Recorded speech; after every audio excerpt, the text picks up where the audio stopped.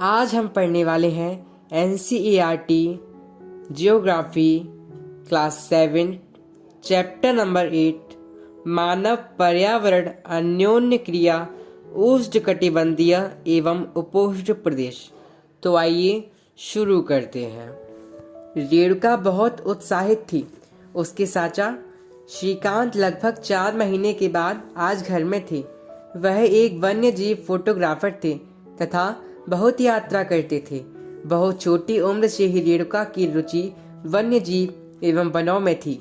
जब उसके चाचा ने प्रकृति संबंधी पुस्तकों से उसका परिचय कराया, दूरस्थ भूस्थल एवं वहां रहने वाले लोगों की तस्वीरें उससे हमेशा आकर्षित करती थी।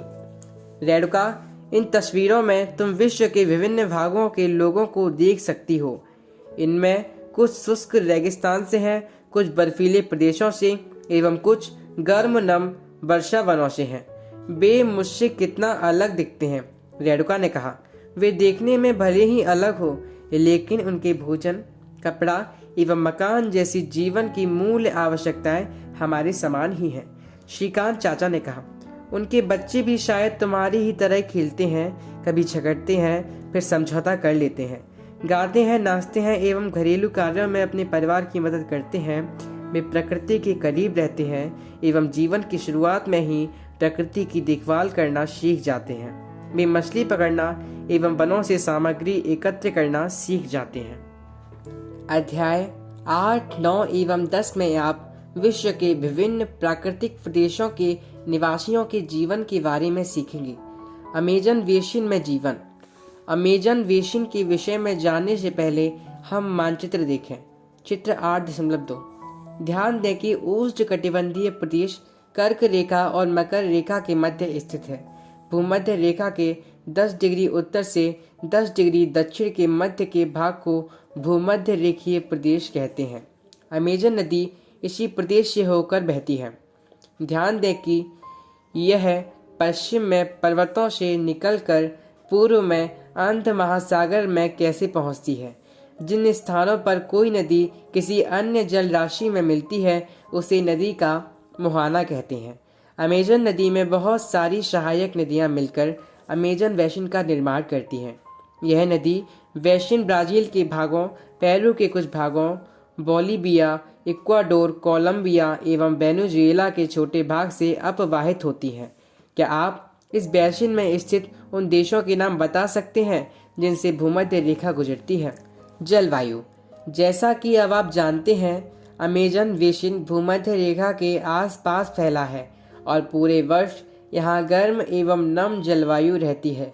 यहाँ का मौसम दिन एवं रात दोनों ही समय लगभग समान रूप से गर्म एवं आर्द्र है तथा शरीर में चिपचिपाहट महसूस होती है। इस प्रदेश में लगभग प्रतिदिन वर्षा होती है और वह भी बिना किसी पूर्व चेतावनी के। दिन का तापमान उच्च एवं आर्द्रता अति उच्च होती है। रात के समय तापमान कम हो जाता है लेकिन आर्द्रता वैसी ही बनी रहती है। वर्षावन। इन प्रदेशों में अत्यधिक वर्षा के कारण यहाँ की भूमि पर सघन वन उग जाते हैं। वन इतने सघन होते हैं कि पत्तियों तथा शाखाओं से छत सी बन जाती है, जिसके कारण सूर्य का प्रकाश धरातल तक नहीं पहुँच पाता है। यहाँ की भूमि प्रकाश रहित एवं नम बनी रहती है। यहाँ केवल वही वनस्पति पनप सकती है जिसमें छाया में बढ़ने की क्षमता हो। परजीवी पौधों के रूप में यहाँ आर्किड एवं ब्रोमीलाइट पैदा होते हैं। वर्षा वन में प्राणीजात की प्रचुरता होती है। टूकन, गुंजन पक्षी, रंगीन पक्षती वाले पक्षी एवं भोजन के लिए बड़ी चोंच वाले विभिन्न प्रकार के पक्षी जो भारत में पाए जाने वाले सामान्य पक्षियों से भिन्न होते हैं, यहाँ पाए जाते हैं। प्राणियों में बंदर, स्लॉथ एवं चींटी खाने वाले टैपीर भी यहाँ पाए जाते हैं। सांप एवं सरीसृप की विभिन्न प्रजातियाँ भी इन वनों में पाई जाती हैं, मगर सांप, अजगर तथा एनाकोंडा एवं बोआ कुछ ऐसी ही प्रजातियां हैं। इसके अतिरिक्त हजारों कीड़े मकोड़े भी इस बेसिन में निवास करते हैं। मांस खाने वाली प्राणियां, मत्स्य समेत मछलियां की विभिन्न प्रजातियां भी अमेजन नदी में पाई जाती हैं। इस प्रकार जीवों की विविधता की दृष्टि से यह बेसिन असाधारण रूप से समृद्ध है। वर्षा वन के निवासी। यहाँ के लोग छोटे से क्षेत्र में वन के कुछ वृक्षों को काटकर अपने भोजन के लिए फसल उगाते हैं। यहाँ के पुरुष शिकार करते हैं तथा नदी में मछली पकड़ते हैं, जबकि महिलाएं फसलों का ध्यान रखती हैं। वे मुख्यतः टैपियोका, अनानास एवं शकरकंद उगाते हैं, क्योंकि मछली या शिकार मिलना अनिश्चित होता है। ऐसे में महिलाएं ही अपनी उगाई साग सब्जियों से अपने परिवार का भरण पोषण करती हैं। वे कर्तन एवं दहन कृषि सिद्धांत का प्रयोग करते हैं। इनका मुख्य आहार मैनियॉक है, जिसे कसावा भी कहते हैं, तथा यह आलू की तरह जमीन के अंदर पैदा होता है। ये चींटियों की रानी एवं अंडकोश भी खाते हैं। कॉफी, मक्का एवं कोको जैसी नगदी फसल भी यहाँ उगाई जाती है। वर्षा वन अत्यधिक मात्रा में घरों के लिए लकड़ी प्रदान करते हैं। कुछ परिवार मधुमक्खी के छत्ते के आकार वाले छप्पर के घरों में रहते हैं, जबकि कुछ लोग मलौका कहे जाने वाले बड़े अपार्टमेंट जैसे घरों में रहते हैं, जिनकी छत तीव्र ढलान वाली होती है। अमेजन बेसिन के लोगों का जीवन धीरे धीरे बदल रहा है। पुराने समय में वन के अंदर पहुंचने के लिए नदी मार्ग ही एकमात्र उपाय था। 1970 में ट्रांस अमेजन महामार्ग बनने से वर्षा वन के सभी भागों तक पहुंचना संभव हो गया है। अनेक स्थानों पर पहुंचने के लिए हवाई जहाज़ों तथा हेलीकॉप्टरों का उपयोग किया जाता है। इस प्रक्रिया के फलस्वरूप वहां की मूल आबादी को उस क्षेत्र से बाहर निकलकर नए क्षेत्र में बसना पड़ा, जहां वे अपनी पौराणिक तरीके से खेती करते रहे हैं। विकास की गतिविधियों के कारण जैविक विविधता वाले वर्षा वन धीरे धीरे नष्ट हो रहे हैं। ऐसा अनुमान है कि प्रतिवर्ष अमेजन बेसिन के वर्षा वन का बड़ा भाग लुप्त होता जा रहा है। आप देख सकते हैं कि वर्षा वनों के लुप्त होने से व्यापक प्रभाव होता है। वर्षा के कारण मिट्टी की ऊपरी तरह परत बह जाती है एवं सघन वन बंजर भूमि में बदल जाता है। गंगा ब्रह्मपुत्र बेसिन में जीवन। गंगा तथा ब्रह्मपुत्र की सहायक नदियां मिलकर भारतीय उपमहाद्वीप में गंगा ब्रह्मपुत्र बेसिन का निर्माण करती हैं। यह बेसिन उपोष्ण में 10 डिग्री उत्तर से 30 डिग्री उत्तर अक्षांश के मध्य स्थित है। घाघरा, सोन, चंबल, गंडक, कोसी जैसी गंगा की सहायक नदियां एवं ब्रह्मपुत्र की सहायक नदियां इसमें अपवाहित होती हैं। एटलस की सहायता से ब्रह्मपुत्र की कुछ सहायक नदियों के नाम ढूंढें। गंगा एवं ब्रह्मपुत्र के मैदान, पर्वत एवं हिमालय के गिरिपाद तथा सुंदरवन डेल्टा इस बेसिन की मुख्य विशेषताएं हैं। मैदानी क्षेत्र में अनेक चाप झील पाई जाती हैं। यहाँ की जलवायु मुख्यतः मानसूनी है। मानसून में मध्य जून से मध्य सितंबर के बीच वर्षा होती है। ग्रीष्म ऋतु में गर्मी एवं शीत ऋतु में ठंड होती है। भारत का मानचित्र देखिए, उन राज्यों के नाम बताइए जहाँ गंगा ब्रह्मपुत्र बेसिन स्थित है। बेसिन क्षेत्र में विभिन्न प्रकार की स्थलाकृति है। जनसंख्या के वितरण में पर्यावरण की प्रमुख भूमिका होती है। तीव्र ढाल वाले पर्वतीय क्षेत्र बसने के लिए प्रतिकूल है, अतः गंगा ब्रह्मपुत्र बेसिन के पर्वतीय क्षेत्र में कम लोग रहते हैं। मानव प्रवास के लिए मैदानी क्षेत्र सबसे उपयुक्त है, अतः यहाँ जनसंख्या घनत्व अधिक है। यहाँ की मिट्टी उपजाऊ है। जिन स्थानों पर फसल उगाने के लिए समतल भूमि उपलब्ध है, वहाँ के लोगों का मुख्य व्यवसाय कृषि है। धान यहाँ की मुख्य फसल है। चूँकि धान की खेती के लिए पर्याप्त जल की आवश्यकता होती है, यह उसी क्षेत्र में उगाया जाता है जहाँ अधिक वर्षा होती है। यहाँ उगाई जाने वाली अन्य फसलें गेहूँ, मक्का, ज्वार, चना एवं बाजरा है। गन्ना एवं जूट जैसी नकदी फसलें भी उगाई जाती हैं। मैदान के कुछ क्षेत्रों में केले के बागान भी देखे जाते हैं। पश्चिम बंगाल एवं असम में चाय की बागान मिलते हैं। बिहार एवं असम के कुछ भागों में सिल्क के कीड़ों का संवर्धन कर सिल्क का उत्पादन किया जाता है। मंद ढलान वाले पर्वतों एवं पहाड़ियों पर वेदिकाओं में फसलें उगाई जाती हैं। विभिन्न भू आकृतियों के अनुसार वनस्पति में भी विभिन्नता पाई जाती है। गंगा ब्रह्मपुत्र के मैदानों में सागवान, शाखू एवं पीपल के साथ उष्णकटिबंधीय पर्णपाती पेड़ भी पाए जाते हैं। ब्रह्मपुत्र के मैदानी क्षेत्रों में घने बांस के घने झुरमुट पाए जाते हैं। डेल्टा क्षेत्र मैंग्रोव वन से घिरा है। उत्तराखंड, सिक्किम एवं अरुणाचल प्रदेश की ठंडी जलवायु एवं तीव्र ढाल वाले भागों में चीड़, देवदार एवं फर जैसे शंकुधारी पेड़ पाए जाते हैं। वैशिन में विविध प्रकार के वन्यजीव पाए जाते हैं। इनमें हाथी, बाघ, हिरण एवं बंदर आदि सामान्य रूप से पाए जाने वाले जीव हैं। एक सींग वाला गैंडा ब्रह्मपुत्र के मैदानों में पाया जाता है। डेल्टा क्षेत्र में बंगाल टाइगर, मगर एवं घड़ियाल पाए जाते हैं।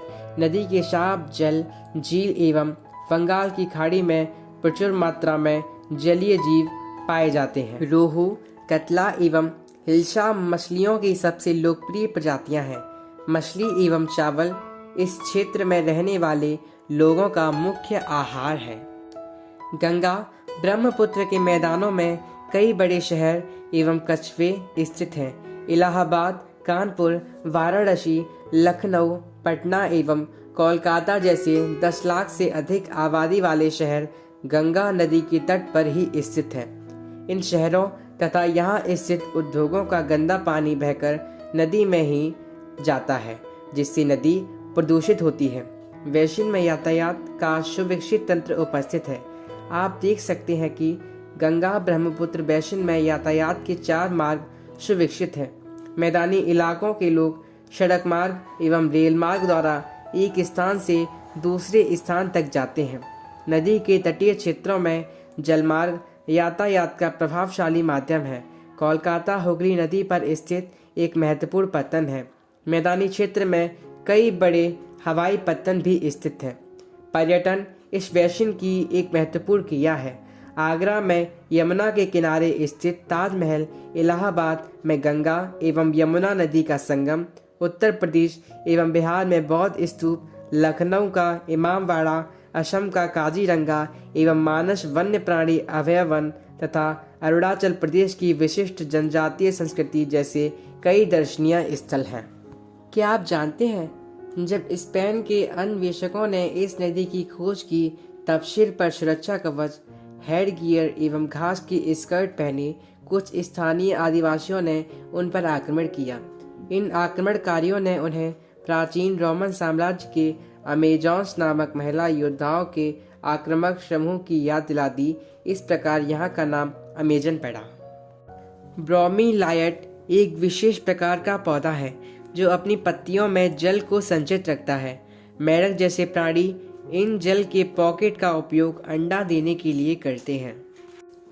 कर्तन एवं दहन की पद्धति में किसान पहले वृक्षों एवं झाड़ियों को काटकर भूमि साफ करते हैं, फिर इनको जलाया जाता है जिससे पोषक तत्व मिट्टी में मिल जाते हैं। इस साफ भूमि पर कुछ वर्षों तक फसल पैदा की जाती है। जमीन के इस टुकड़े के बार बार प्रयोग से मिट्टी में पोषक तत्वों का अभाव हो जाता है, इसलिए इस टुकड़े को छोड़ दिया जाता है।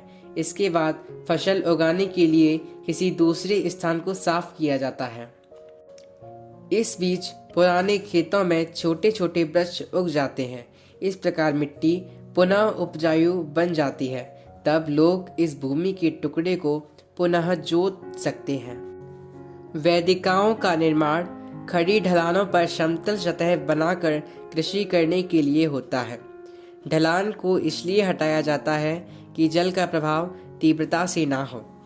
गंगा एवं ब्रह्मपुत्र नदी के अलवर जल में एक प्रकार की डॉल्फिन पाई जाती है, जिसे स्थानीय भाषा में शिशु अथवा अंटी डॉल्फिन कहा जाता है। शिशु की उपस्थिति में जल की शुद्धता का पता चलता है। रसायन की अत्यधिक मात्रा वाले गैर उपचारित औद्योगिक एवं शहरी गंदगी इन प्रजातियों को नष्ट कर रहे हैं। सार्वभौमिक स्वच्छता कवरेज प्राप्त करने और स्वच्छता पर ध्यान केंद्रित करने के प्रयासों में तेजी लाने के लिए भारत के प्रधानमंत्री ने 2 अक्टूबर 2014 को स्वच्छ भारत मिशन का शुभारंभ किया। गंगा नदी के संरक्षण के लिए नमामि गंगे कार्यक्रम को शुरू किया गया। झील जीविका का साधन। 21 का अध्ययन। विनोद एक मछुआरा है जो बिहार के मतवाली मौन गांव में रहता है। आज वह एक प्रसन्न व्यक्ति है। मछलियों की विभिन्न प्रजातियों को पालने के लिए उसने अपने साथी मछुआरों रविंद्र किशोर राजीव तथा अन्य के साथ मौन या चाप झील को साफ किया। झील में उगने वाले स्थानीय खरपतवार वेलिनेरिया हाइड्रिला मछलियों का भोजन बनते हैं। झील के आसपास की भूमि उपजाऊ है। वह इस जमीन पर धान, मक्का एवं दलहन जैसी फसलें बोता है। खेत की जुताई के लिए भैंसे का उपयोग किया जाता है। वहाँ के लोग बहुत संतुष्ट हैं। नदी में पकड़ने, खाने व बेचने के लिए काफ़ी मछलियाँ हैं, जिन्हें पकड़कर वो पास के शहरों में भी बेचते हैं। यह समुदाय प्रकृति के साथ समझौता बनाकर रहता है।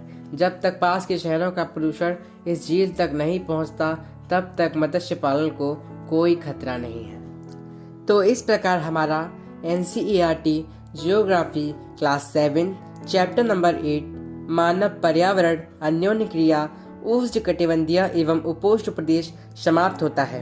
यदि आपको हमारी ऑडियो बुक अच्छी लगी हो तो हमारी वीडियो को लाइक करें, हमारे चैनल को सब्सक्राइब करें तथा हमारी वीडियो को अपने दोस्तों के साथ ज़रूर शेयर करें। तो मिलते हैं अगली वीडियो में। Thank you so much.